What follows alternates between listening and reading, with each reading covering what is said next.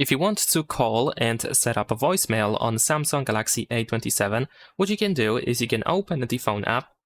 Then over here we should be able to simply press and hold number 1 on the keypad in order to speed dial the voicemail. You might also need to choose which SIM you want to use to, of course, use the voicemail to call the voicemail. And then you should be able to, of course, reach it, and you can follow instructions in order to make some changes and configure your voicemail. In case you press and hold number 1 and it doesn't work for you, you cannot really speed dial voicemail like that on your phone, then you can tap on these 3 dots in the upper right corner and you can go to settings.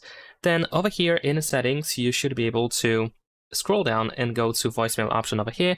And then here we have the voicemail number setting, which you can change in case it is incorrect or in case this field is empty. You can try to Google that information to find out what the voicemail number is in the case of your operator.